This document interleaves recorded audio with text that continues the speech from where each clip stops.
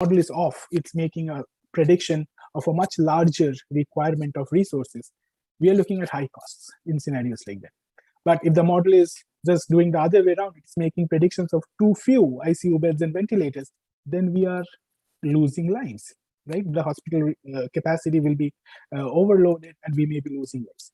So the consequences of going wrong with these types of models is really dire, right? In a scenario like that. And that's the reason why the assumptions and biases should be reflecting this concern. So in this modeling activity, when we were evaluating all these models and all, we would never give out a single value for the peak. So we will always be looking at best case, average case, worst case scenarios. We'll be looking at blankets because during about a month's time you have to give for the model fluctuations and all. The consequences of going wrong. So with that, let's talk about the existing models that are out there. Statistical models versus system dynamic models. So these were the primary two that have been used in the United States, at least, for during the past year. Statistical models are mostly projections based on curves and uses curve fitting with historic data, includes other factors like control and policy responses. The University of Washington model, IHME, is of this type.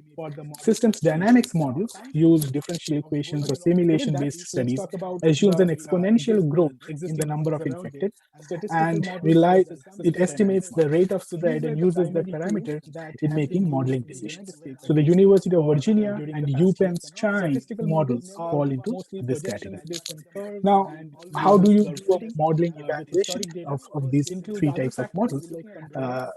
In terms of a degree of threat, if you're looking at the degree of threat, the vulnerability of a zone, let's say, both system dynamics and statistical models do not perform that well. They're in the yellow zone. But surveillance, actual surveillance, where you're actually recording the number of infections, you're doing contact tracing and all, that plays a much better role in understanding the degree of threat and the amount of spread.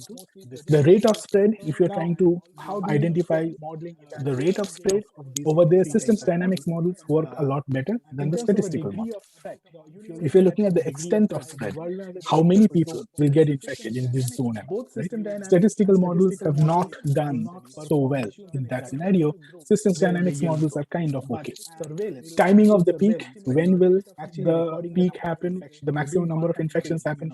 Both systems dynamics and statistical models behave similarly for this specific question. Both of them are not very good at it, somewhat suitable, but that's all that we have at our disposal to go with.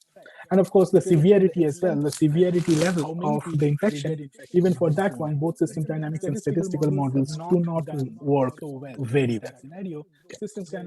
So just a little bit on what exactly are these models. So this is something you all have heard again and again over the past years.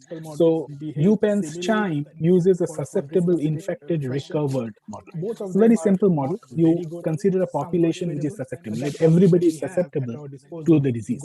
Right? And then when you come in contact with somebody who is infected, that's when you get exposed to the disease and you start developing symptoms. And after a certain point of time, people recover, or some people may have to be hospitalized and things like that, right? So you divide up this model into different compartments: susceptible compartment, infected compartment, recovered compartment. Using these types of models, the UPenn CHIME model, and of course the other models too, you can now compute very easily the number of hospital beds and ICU beds that are needed at specific points of time. So if you make a model prediction for the next 1 month, how many infections are we going to be looking at, you can now go back to the hospital authority and then try to allocate so many extra ICU beds and so many extra ventilators for that specific medical center, right? So generally that is used as fixed ratios. What fixed ratios would mean is that, let's say, about 10% of the people who are infected may need to be hospitalized. So you basically use a fixed ratio of that. So your model predicts how many people may be infected in the next 1 month or so, and then you use fixed ratios to figure out how many beds and ventilators will be needed. Okay? And then these types of models uses the R naught value. R naught, what it actually means is for any single infected person, how many other people can that person infect, let's say about in a day's time, right? So that's a ballpark estimate. This youth and child model is generally like works well towards the beginning, early and middle phase of the pandemic, right? However, it's a very simple model, very quick to run and all. How do you bring in policies in this type of a model is an outstanding question. For example, we'll talk about social distancing right here. So how do you bring social distancing in a model? Now, the Chime model, Youth Chime, just uses social distancing as saying reduce the number of contacts. So basically reduce the R naught value, if you think about it. So if you do that, you are going to see the red curve right here. It reduces, it really pushes the curve to the future a little bit and reduces the amplitude of the curve as well.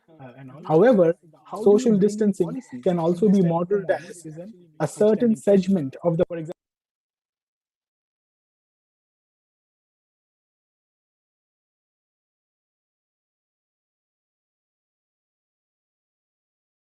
we'll talk about social distancing right here. So how do you bring social distancing in a model? The population is no longer susceptible, right? So basically you're saying that if this section is doing social distancing, I will take out these set of people out from my list of susceptible people that can get infected. If you do something like that, the green curve would mean that the peak stays exactly at the same place. The peak is not pushed forward. Okay, the amplitude has actually gone down with this type of social distancing. And the blue curve over here shows you the scenario where no social distancing is happening. So this is the normal spread for that specific zone. However, so the point here is the same policy of social distancing.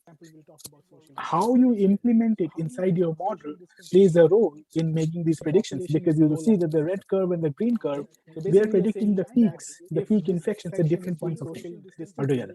Right? In some scenarios, we have seen that even these three leads that we talked about, the peak predictions